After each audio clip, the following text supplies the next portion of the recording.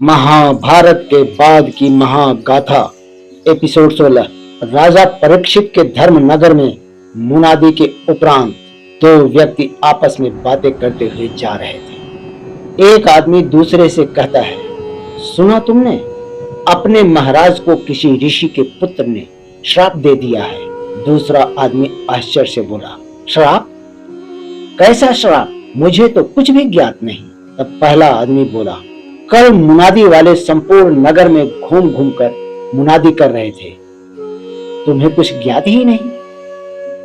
हाँ, दूसरा आदमी बोला, मैं सत्य कह रहा हूं, मुझे कुछ भी ज्ञात नहीं। तब पहले आदमी ने कहा, किसी ऋषि के पुत्र ने महाराज परीक्षित को श्राप दे दिया कि आज के 7वें दिन महाविषधर तक्षक सर्प डस लेगा और राजा की मृत्यु हो जाएगी। राजा परीक्षित ने संपूर्ण नगर में मुनादी करवा दी कि जो कोई तंत्र मंत्र अथवा औषधि का ज्ञाता उनकी प्राण रक्षा करेगा, उसे राजकोष से बहुत सा धन देंगे। उन दोनों आदमियों के सामने की ओर से एक दुबला पतला मरियल सा ब्राह्मण चला आ रहा था। वह उनके पास से गुजरने लगा। तभी पहला आदमी दूसरे आदमी से बोला, यदि कोई सर्प के मंत्र का महाज्ञानी व्यक्ति मुझे मिल जाए तो उसे पकड़कर मैं राजा के पास ले जाऊं, तो महाराज मुझसे प्रसन्न होकर मुझे भी बहुत सा धन देंगे। किंतु मेरे ऐसे भाग्य कहाँ।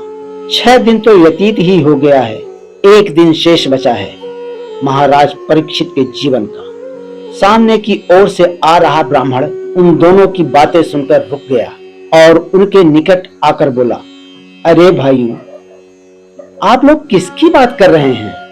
तब पहले आदमी ने कहा, राजा परीक्षित की। ऋषि के श्राप के दिन से जिस दिन 7वां दिन पूरा होगा, उसी दिन राजा परीक्षित को तक्षक सर्प डस लेगा और राजा का प्राणांत हो जाएगा। यदि आप किसी झाड़ फूंक वाले को जानते हो तो राजा के दरबार में भेज देना। यह कहकर दोनों आदमी आपस में बतियाते हुए चले गए। तब ब्राह्मण स्वयं से ही बोला, कश्यप नाम है मेरा। तक्षक क्या, उससे भी महान विषधर सर्प के विष को नष्ट कर सकने की सामर्थ्य है मुझ में। मैं बचाऊंगा राजा परीक्षित को, मैं। यह कहकर कश्यप ब्राह्मण वहां से जल्दी जल्दी चलकर अपने घर पहुंचा और कपड़े आदि पहनकर शीघ्रता से तैयार होने लगा। प्रसन्नता में वह अपने टूटे फूटे घर में कभी इस ओर जाकर कुछ ढूंढने लगता, कभी उस ओर।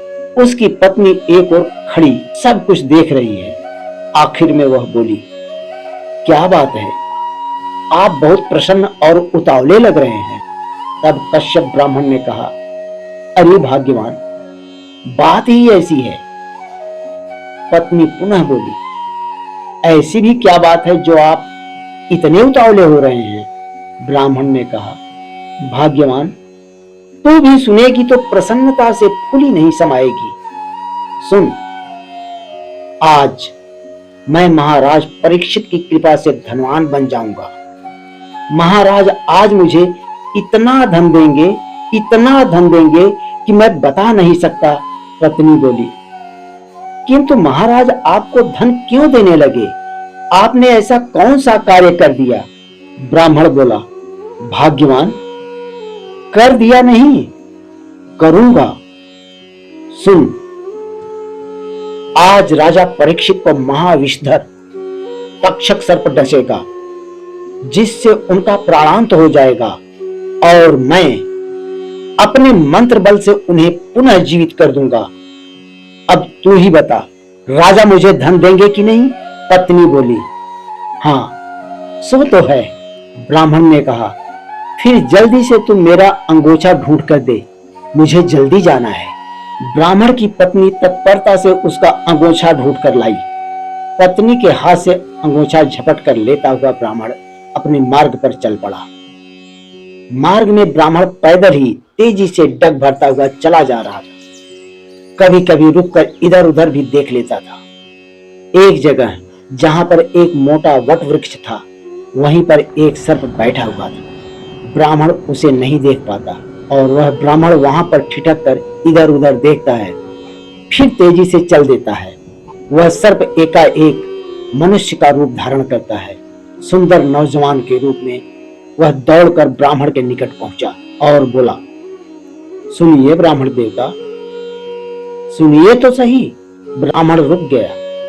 तक्षक हंसकर बोला, इतने उतावले होकर लंबे लंबे डग भरते हुए कहां जा रहे हैं महानुभाव? क्या कोई आवश्यक कार्य है?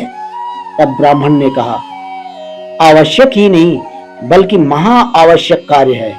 अतः अब मुझे रोकने का प्रयास मत करो, अन्यथा विलंब हो जाएगा तो अनर्थ हो जाएगा।